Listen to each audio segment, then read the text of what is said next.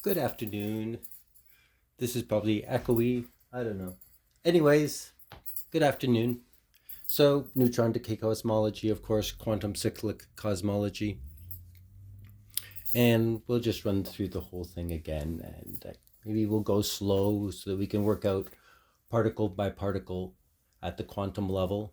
And then we can do the full scale thing. Basic premise. If we need a beginning, which I don't think we can ever prove because of the nature of beginnings, there was anti-de Sitter space. There we go. Infinite dimensions, just all expansiveness. Multidimensional, higher dimensions, everything possible. And then there was a perturbation. Some energy was input. What happened if there was a deviation? Either towards or away, I don't care which way you want to play it. But point is that what happens is anti-de Sitter space collapses. Every divergence has a convergence. But this collapse did not go into a sphere because the sphere is not sufficiently functional for this purpose. The sphere's got problems. You try and get a flow on a sphere and you get tufts. So, high tech. What it did was create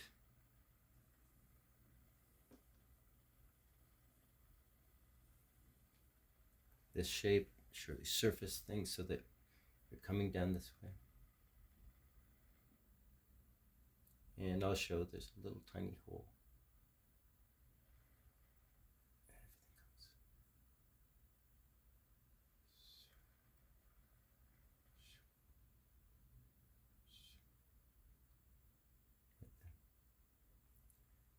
Thus, the entire thing becomes how to conserve angular momentum. This form, because you come through here and now you're coming out here, you come through here and so now you're coming out here, preserves angular momentum. It's just a swirl. It's like a toroid, but to also solve CP violation, we need this to be slightly more rigorous than a torus. Because if you're a torus, then your path can be just like this. And then you're facing upwards, you're still facing upwards, you're still facing upwards, you're still facing upwards. This is not CP violation, though. CP violation is this strange thing that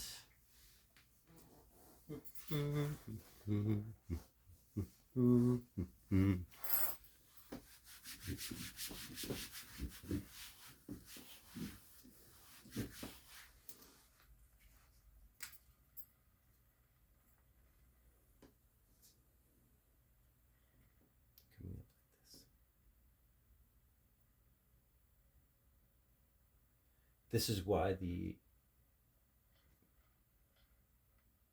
but now, relative to what used to be your world, you are now anti-matter. And just by this, maintaining this geometric rigor, we get CP violation built into our preservation of angular momentum, which is pretty nifty, I think. And by preserving angular momentum, what we end up having is a gradient, right? Like this is minimum, and this is maxima.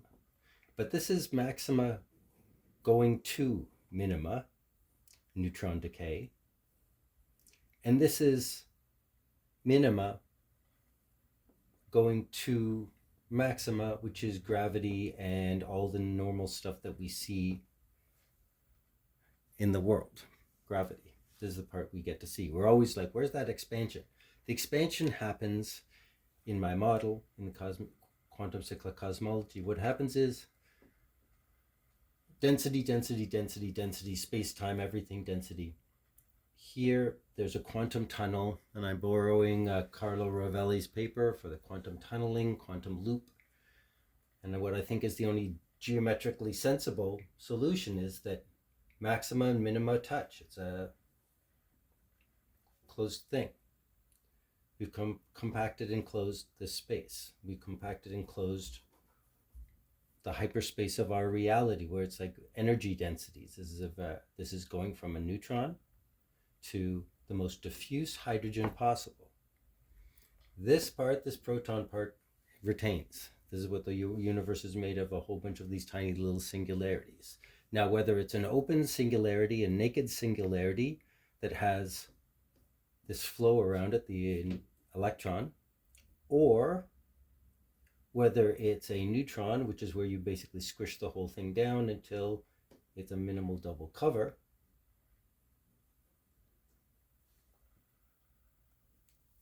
Regardless, this is just a scaling factor, really. What you did is you took the electric field and you said, no, I think I'm going to squish that down, and we're going to push it, push. And if you see, there's a Dirac 1934 paper using a standardized, like a Dirac wave function, only you just push the neutron into an interior, a sub-frequency that we don't usually offer, but it comes very naturally, and that's why protium.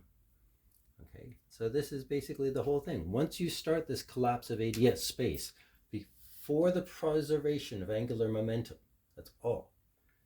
As a solution to angular momentum, everything else comes out of this, right? We've got a constriction here that becomes a positive charge. We've got an expansiveness here that becomes a negative charge. We have a flow between those things, which is the electron flowing into the proton, so it's a constant flow. Just constrict it, we get the neutron. You wobble it, kind of, you make it burp, and you get a photon.